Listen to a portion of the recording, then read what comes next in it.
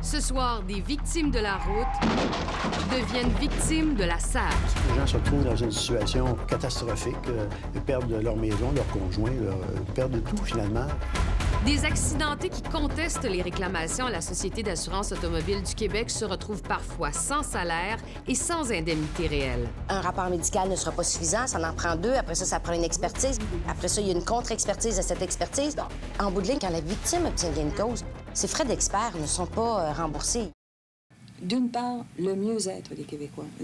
Moi, ça me préoccupe terriblement. Et dans le domaine de l'assurance automobile, je veux être sûre que ce qu'on va apporter, c'est un mieux-être.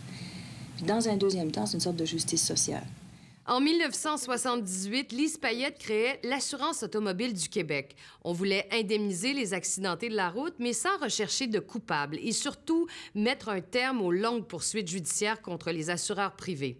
On voulait un système plus simple et plus humain. Mais 40 ans plus tard, cette assurance qui devait nous protéger connaît des dérapages.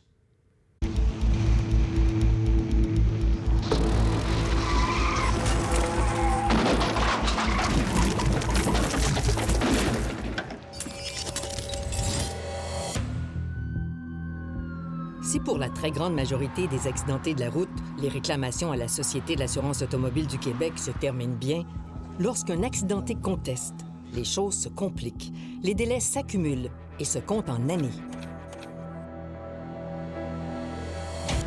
T'as l'air de quelqu'un qui veut voler d'eau. C'est ça qui te font pareil. Certains de mes patients qui ont passé dans ces différents tribunaux, c'est un découragement absolu. J'ai l'impression que nos chances raisonnables de gagner diminuent à vue d'œil.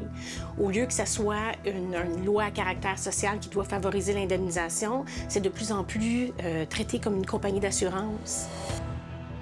Les victimes de la route deviennent des victimes de la Société de l'assurance automobile du Québec. Excusez, je vais dire des choses peut-être à la télévision qu'on devrait pas, mais les gens de la SAC n'ont pas de cœur.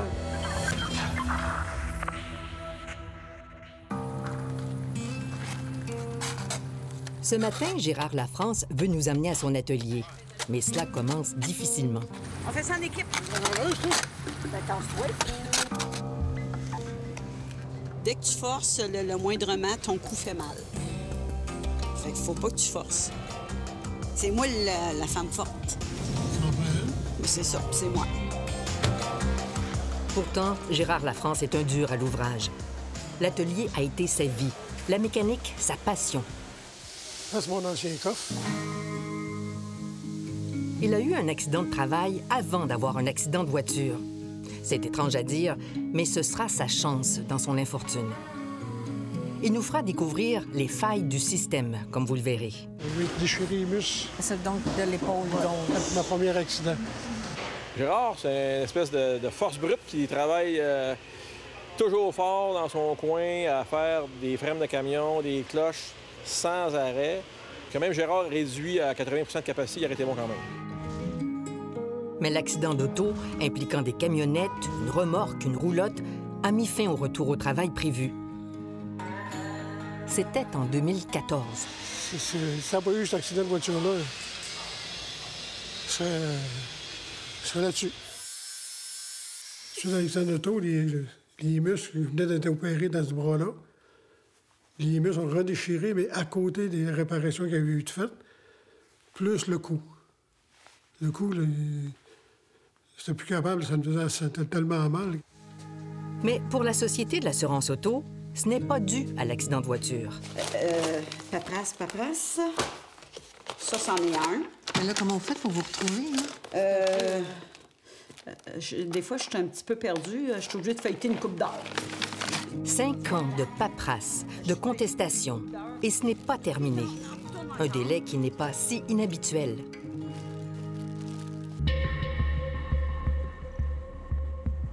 On retourne au 8 janvier 2009. Par un beau matin, un jeudi matin, que je m'en vais travailler. Je fais un dépassement. C'est alors que la voiture à l'avant freine. Lise Ouellet tente de se ranger sur l'accotement, mais elle perd le contrôle. Je fais des 360, je ne sais pas combien, puis à un bon moment donné, je me rouvre les yeux et je suis à l'inverse sur l'autoroute. Puis un camion qui roule au moins 130 km/h vient me frapper un face-à-face. Un face-à-face? C'est là que ma vie prend un autre sens à partir de ce moment-là. Lise Ouellet travaillait comme chef cosméticienne. Aujourd'hui, c'est elle qui se fait maquiller. Car elle a quitté son emploi après avoir tenu le coup un temps. Les douleurs que j'ai sont vraiment toujours là, présentes. C'est les hauteurs d'aller chercher les produits. Mon bras, il est plus hautain qu'avant. J'adorais ça, j'adore encore ça. Oui, ça me manque beaucoup, énormément, parce que c'est un travail qui est valorisant. Fracture des vertèbres, bras qui engourdissent, migraine, rien ne va plus. J'ai cassé. J'étais plus capable. Je voyais plus. Mon corps suivait plus. Mon cerveau suivait plus. Il n'y a plus rien qui suivait. Quand vous vous emmenez sur la route, là, à tous les jours, après votre travail, en pleurant, puis vous dites, ça irait peut-être mon cas si j'irais sous une vanne. J'en étais rendue là, madame. Même si elle fait ce qu'il faut, elle est incapable de retourner travailler. La dépression s'installe. Son médecin de famille la met en arrêt de travail. Mais la Société de l'assurance auto détermine qu'elle peut travailler, non pas comme chef cosméticienne, mais comme commis au recouvrement. Ça demandait de l'ordinateur que je connais pas, de l'anglais que j'avais pas, être toujours assise à recevoir des plaintes des gens à journée longue. Je pense pas que mon psychique a retenu bon vu que j'étais en dépression. Elle conteste. Entre-temps, la Société de l'assurance auto lui verse 90 $ par mois. La différence entre son salaire d'avant et celui qu'elle gagnerait si elle se trouvait un emploi de commis. C'est méchant de laisser des gens avec des 90 $ par mois pour vivre. C'est ridicule. Ça n'a pas aucun sens. Cela fait 4 ans qu'elle est ainsi, sans salaire, ni réelle indemnité. Les gens se retrouvent dans une situation catastrophique. Ils perdent leur maison, leur conjoint, ils perdent tout, finalement. L'avocat de Mme Ouellet est venu nous rencontrer avec 2 de ses collègues, des avocats émérites. Jannick Perrault est depuis devenu juge à la Cour supérieure. À eux 3, c'est presque un siècle d'expérience à défendre les accidentés. Ils parlent d'une même voix. Qu'est-ce qui vous choque? Qu'est-ce que vous voulez dénoncer? Parce qu'il y a une forme de mise en échec de la loi, même involontairement, de cette loi-là qu'on voulait sociale, qu'on voulait expéditive, rapide. D'abord, ils sont victimes d'un accident d'automobile. Ils ne doivent pas non plus être victimes d'un système d'indemnisation qui a été créé pour que ça soit jugé rapidement. Revenons à Lise Ouellet. L'automne dernier, après 4 ans d'attente, elle est finalement entendue au tribunal. Mais le matin même de l'audience, surprise. Bien, le matin du 25 octobre, quand moi, j'avais payé l'avocat plus le psychiatre, la SAC ont voulu faire une entente avec mon avocat, je crois, comme de quoi qu'il reconnaissait le trouble d'adaptation. À la dernière minute, on admet ses problèmes psychologiques. Mais la Société de l'assurance auto demande encore du temps. Son avocat refuse. Les conséquences, c'est pas uniquement de l'admettre le matin même, madame, voici, on admet, donc vous serez indemnisé. Non, c'est... On l'admet, mais vous retournez le dossier, puis vous reviendrez peut-être dans 4 ans. Lise Ouellet attend maintenant la décision du tribunal. Tu dépenses de l'argent, mais tu dois attendre. C'est long, c'est les lenteurs. C'est fatigant, c'est stressant, c'est épuisant. C'est assez pour faire 10 dépressions. Cette attente n'est pas si exceptionnelle. Le parcours de l'accidenté qui conteste une décision de la Société de l'assurance auto en est un de combattant. La route est longue. La Société de l'assurance auto a 90 jours pour répondre à votre demande. Si vous êtes insatisfait et demandez une révision, la Société prend 8 mois et demi pour répondre, en moyenne. Si vous demandez à être entendu au tribunal, cela va prendre 2 ans et demi pour avoir une date, pour une première audience. Ce que dénonce la protectrice du citoyen, année après année.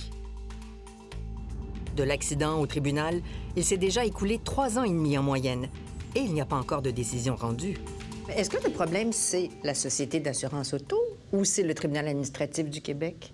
Je pense que c'est une combinaison des deux. C'est-à-dire que à la Société de l'assurance automobile, en créant ce régime-là de cette façon-là, en contestant chacune des décisions, en ne voulant jamais régler globalement un dossier, on fait en sorte qu'on peut étirer un dossier pendant des années. Et évidemment, les victimes, par épuisement financier, psychologique, vont abandonner. Une des causes du délai est la présence d'un juge médecin avec le juge avocat pour entendre l'accidenté. Or, les médecins se font rares. On a besoin, sur nos formations pour les accidentés, d'un médecin. Si vous regardez nos statistiques, depuis 2010, la situation est plus difficile dans le recrutement des médecins. On est passé de 13 médecins à temps plein à 5 médecins à temps plein, puis la courbe s'est inversée pour les médecins à temps partiel, qui sont plus nombreux qu'ils étaient en 2010. Ceux qui auront la ténacité de se rendre jusqu'au tribunal ont peu de chances de gagner. Nous avons découvert que 85 % perdent. Selon la Société de l'assurance auto, c'est bon signe. 85 des décisions sont en faveur de la Société d'assurance auto. Comment vous expliquez ça? Si 85 des décisions sont maintenues, ça veut dire que dès le départ, les décisions que la Société a prises dans ces nombreuses décisions-là, parce qu'il y en a 300 000 par année, ont été généralement les bonnes. Pourtant, dans un autre tribunal administratif, celui des accidentés du travail, seulement 43 % perdent. On parle de tribunal indépendant dans les deux cas. On ne parle pas cependant des mêmes causes ou des mêmes décisions rendues en termes de ce qui se passe. En termes, nous, c'est quand même des accidentés. Oui, mais ce sont des accidentés. Mais... Puis vous me dites 85,5 % c'est parce qu'on a bien pris une décision au départ. Est-ce que ça veut dire que la CNESST n'a pas pris de bonnes décisions? On ne fera pas de commentaire à cet effet-là. La présidente du tribunal administratif du Québec, où sont entendus les accidentés de la route, veut aussi éviter les comparaisons. On a chacun nos spécialités. Hein? Je ne peux pas comparer qu'est-ce qui se fait au TAT, quels sont les litiges qui sont entendus. Est-ce qu'ils ont toujours besoin d'un médecin? Est-ce qu'ils n'en ont pas besoin? Est-ce que l'évaluation se fait à la CNESST de la même manière qu'elle se fait à la SAAC? Est-ce que c'est le même processus? Je l'ignore. Je ne peux pas comparer les deux régimes. Je n'ai pas suffisamment d'informations. On peut comparer, on doit faire du droit comparé ici parce qu'on a les moyens de le faire. Ce sont les mêmes médecins qui se présentent avec nous devant les deux tribunaux. Et une déchirure de la coiffe rotateur ou une fracture dorsale, c'est la même blessure avec les mêmes médecins qui font la même preuve, mais les résultats sont diamétralement opposés. Vaut mieux être un accidenté du travail, c'est ça que vous me dites? Vaut mieux être un accidenté du travail. Après la pause, vous allez voir pourquoi les accidentés de la route sont désavantagés.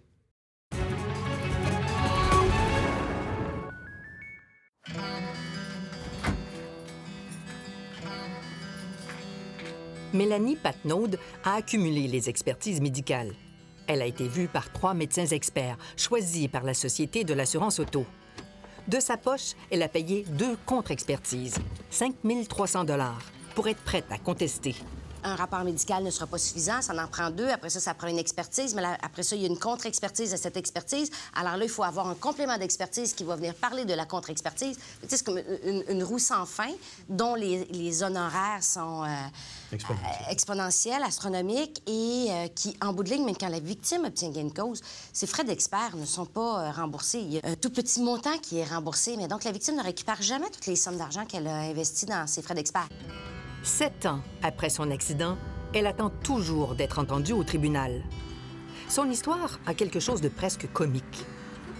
Elle travaillait à la Société de l'assurance auto comme évaluatrice routière, celle qui évalue si vous pouvez avoir votre permis de conduire. Son patron ne veut pas l'avoir au boulot, mais la Société de l'assurance auto considère qu'elle peut travailler à temps plein. La SAAC Indem me disait que je suis apte à travailler. Et la SAAC employeur disait, bien, tu peux pas revenir, il n'y a pas un médecin qui te met apte à travailler. Ton médecin ne veut pas que tu travailles. Fait que là, je suis dans la même boîte, là, ça vous tente-tu de vous jaser, faire quelque chose, là? Aidez-moi. 2 fois, elle a tenté un retour au travail après son accident. 2 fois, cela a été un échec. Je serais pas capable, je ferais des interventions, pauvre enfant, il n'y a plus personne qui aurait son permis. L'accident lui a causé une entorse cervico-lombaire, des migraines, la main droite engourdie et une peur de conduire sur l'autoroute. 1 an après son accident, un médecin expert choisi et payé par la Société de l'assurance auto la considère en effet inapte à faire son travail. Mais la Société en décide autrement et met fin à ses indemnités. C'est la descente aux enfers. J'ai été sans revenu de mai 2014 à avril 2017. Hey. C'est quand même quelque chose. Moi, je mangeais 1 fois par jour. Des fois, je sautais une journée. Je m'arrangeais pour que ma fille en mange. C'était ça l'important. Si ma fille allait à manger, c'était correct. Elle obtient finalement de l'aide sociale, mais tombe en dépression. C'est son fils, à peine adulte, qui vient l'aider. Qu'est-ce qui a été plus difficile pour vous? Voir la santé psychologique avant ma décembre. Mais je vous dirais, quand elle t'appelle pour de l'aide, puis tu peux juste pas la soutenir. Tu sais, je venais ici, puis elle avait comme...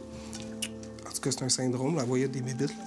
Au final, je partais, mais je la laissais comme dans ses peurs, dans son angoisse. Il décide de lui payer une avocate. J'ai pas le choix, parce que sinon, elle peut pas le payer. C'est pas avec les petites rentes qu'elle va payer l'avocat. Elle a un enfant à faire vivre. Je pense qu'il n'y a rien de le fun d'une mère à appeler son fils pour en demander de l'argent là. Elle se sent tout le temps mal. Pourquoi c'est si compliqué à faire comprendre? Parce que si on accepte ces blessures sérieusement, mais je pense que financièrement, c'est un enjeu à long terme pour la compagnie d'assurance. Et aussi, comme je vous dis, une gestion du risque. Une personne sur deux va accepter des offres à rabais et ne se rendra pas jusqu'au bout. On lui propose une conciliation en présence d'un juge, 6 ans et demi après l'accident. La juge, elle a carrément dit à l'avocate, elle dit « J'aimerais qu'on prenne en considération que cette dame-là, elle a besoin de ses traitements physiques, ses traitements psychologiques, puis j'aimerais ça qu'elle ait ses indemnisations. » Et cette juge-là avait émis l'opinion qu'elle trouvait que c'est un dossier qui devrait être réglé. Mais clairement, ça ne s'est pas passé parce que l'avocate, à ce moment-là, du contentieux, elle est retournée à son bureau et je pense qu'elle est même menottée par le médecin qui travaille à l'interne. Le médecin à l'interne. Dans ce cas-ci, il s'agit de Luc Marcoux. Il travaille exclusivement pour la Société de l'assurance auto. Il a écrit une note sur dossier, c'est-à-dire sans rencontrer Mme Patnaud, ni appeler son médecin traitant. Il déclare qu'elle peut reprendre son emploi d'évaluatrice routière. Un recul important puisque 3 ans plus tôt, la société convenait qu'elle en était incapable. Et c'est ça qui a été déterminant? Oui. Comment ça? Je pense que l'opinion du médecin expert à l'interne de la SAC a priorité sur toute autre opinion ou expertise médicale. Les Lafrance ont aussi eu la surprise au tribunal de découvrir une note médicale du docteur Marcoux. Je comprenais pas que ces médecins-là donnaient un diagnostic sans voir le client, sans l'examiner, sans lui poser des questions. Je trouvais ça bien bizarre. Selon cette note, le diagnostic d'entorse cervicale a été posé trop tard, 7 mois après l'accident, pour que cela soit dû à l'accident d'auto. Mais voici ce qu'il aurait appris s'il avait appelé le chirurgien.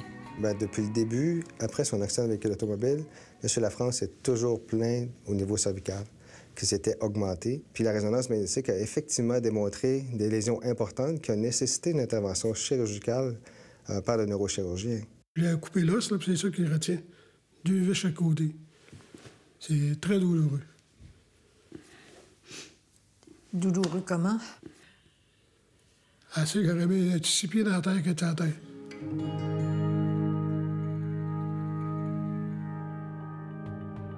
Au tribunal, M. Lafrance n'a pas d'avocat, mais la juge elle-même questionne l'objectivité du docteur Marcoux. Il est en effet plutôt difficile de concevoir que le docteur Marcoux puisse offrir une opinion totalement objective, impartiale et sans aucun parti pris, alors qu'il exerce sa profession de façon exclusive pour le compte de la SAC. Si la juge ne serait pas sûr que le monsieur, le médecin de la SAC, était pour la SAC et pour le poche, il ne m'aurait pas donné mon OK pour mon coup. La juge écarte la note médicale et donne raison à M. Lafrance.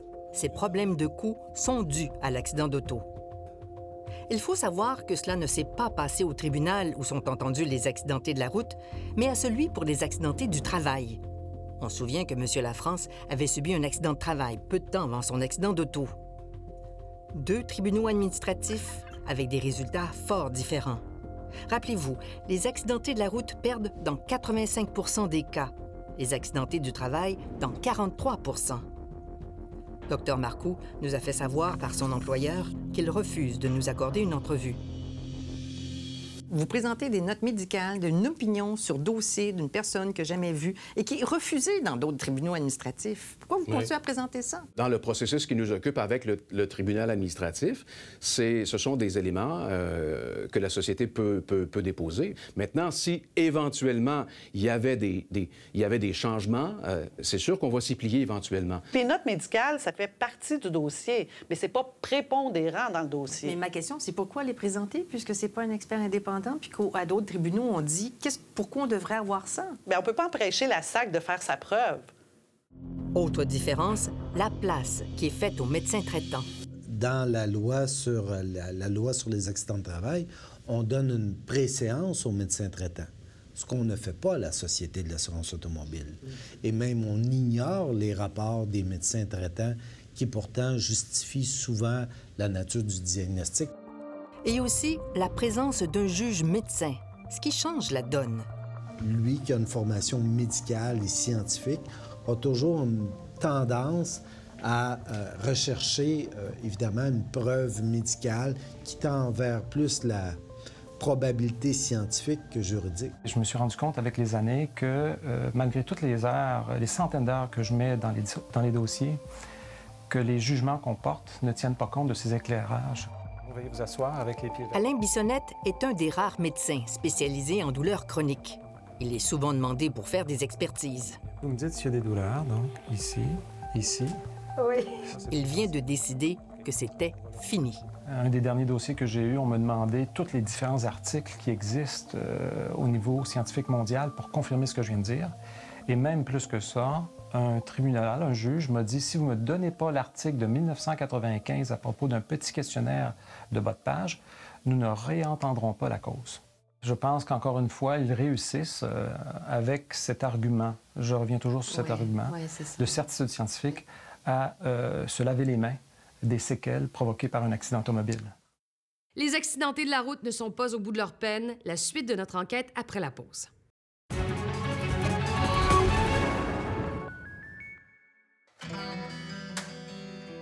Gérard Lafrance n'est pas au bout de ses peines, même s'il a gagné au tribunal.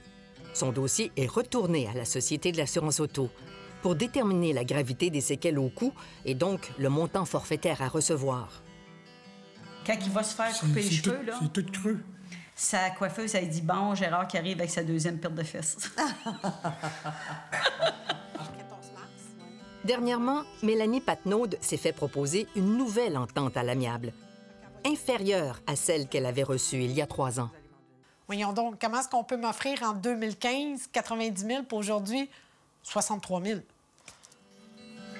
Elle attend toujours une date d'audience. Entre-temps, elle a fondé sur Facebook une association pour les droits des accidentés. C'est à partir de là que j'ai commencé à mieux aller moralement. Parce que là, je me disais, bien, je vais aider les gens. Je peux pas leur donner le salaire, mais je peux les écouter puis les comprendre parce que moi, je sais c'est quoi. Je sais c'est quoi quand on nie ce que tu vis. Lise Ouellet vient de gagner en cours, 9 ans après ses accidents. Si bien qu'elle va recevoir 4 ans et demi d'indemnité, rétroactivement. Une fois tout remboursé, il ne lui restera pas grand-chose. Sinon la fierté d'être allée jusqu'au bout. Ils veulent vraiment qu'on se tanne, qu'on lâche tout, qu'on décède pour pas qu'il y ait à payer. Mais pourquoi ça existe, cette assurance-là que Mme Payette, elle a créée, entre vous et moi, là?